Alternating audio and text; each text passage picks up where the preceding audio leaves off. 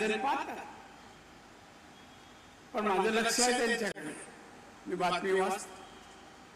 आमचे मित्र रायगडचे तटकरे साहेब हे भरभरून बोल.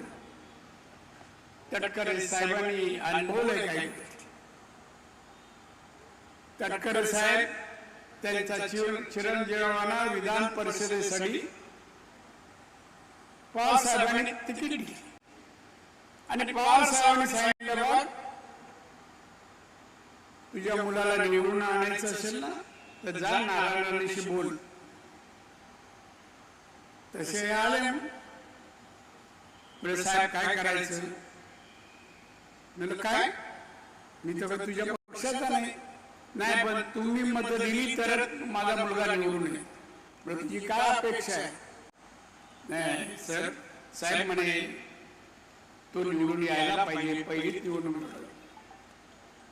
अरे पण मी पक्षाच्या धोरणाच्या विरुद्ध जातो त्याचं काय नाही मला माहिती, पण मी बोला होतकर तरुण आहे आणि मी माझ्यावर जेवढी मतं होती ती घातली आणि निवडून आली.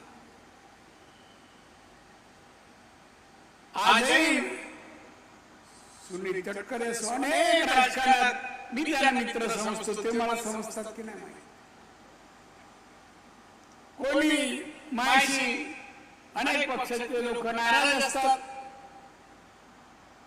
बरंच काय भाष्य करत परवा नाही करत, पण बांधवांनो राजकारणात मी जे काय मिळवलं ना ते तुम्ही आता ऐकलं.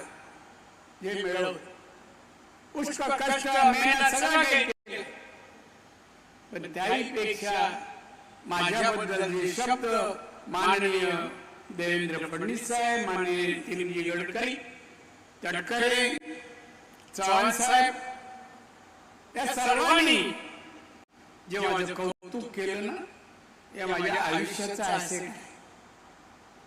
हे मी कमावलं असं म्हणतो.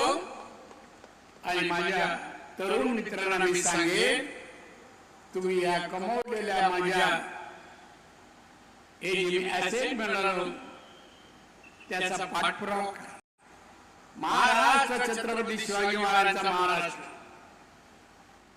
नाव घेताना गावात चढतो छत्रपती शिवाजीचा महाराष्ट्र, आणि मी या महाराष्ट्रातला गर्व वाटतो, अभिमान वाटतो आपल्याला. मग आपल्याला महाराजांचं नाव करायचं असेल, स्वाभिमान व्यक्त करायचा असेल तर महाराजांचा इतिहास आत्मसात करून कार्यान्वित करणं हे आपल्या सर्वांचं कर्तव्य आहे. खरं तर मला आज वाटलं यांची भाषणं ऐकताना आणि माननीय देवेंद्र फडणवीस बोलत असताना आता की माझा सेंड ऑफ आहे, माझा सेंड ऑफ आहे. मी राजकारण निवृत्त होतोय काय की जे अशी भाषण माझ्यावर करतायत यानंतर मी काम करू शकेल की नाही हे सांगू शकत नाही असंच वाटत. पण मी माझ्या नेत्यांच्या अपेक्षेच्या बाहेर कधी जात नाही, त्यामुळे त्यांचं ऐकेन, काम करत राहील. त्यांची अपेक्षा असेल, अपेक्षा मला ज्या दिवशी वाटेल तेव्हा मी एक दिवस पण राहणारा माणूस नाही, राजकारणात पदासाठी जगणारा माणूस नाही. माझ्या आयुष्यात मिळालेली पद ही मला दिली गेली आहे, मी मागायला गेलो नाही. मला बोलून देण्यात आली, बाळासाहेबांनी दिलेली पद मला घरी मातोश्री बोलून दिली आणि म्हणून माझं आयुष्य जगलो. 74 पूर्ण केली. मी स्वतःला भाग्यवान समजतो, फार भाग्यवान समजतो. आयुष्यात पदे मिळाली सोडा, त्यापेक्षा माणुसकी मिळवली. आणि आज माझ्या नेत्यांच्या तोंडी माझं कौतुक मला ऐकायला मिळालं. याच्यासारखा चांगला दिवस, सुवर्ण क्षण माझ्या आयुष्यात असू शकत नाही असंच मला वाटतं, असंच मला वाटतं. आणि म्हणून राजकारणात यशाची जमा वजावटी करण्यापेक्षा आपण महाराष्ट्राचे देवराळ देशाचे नागरिक आहोत.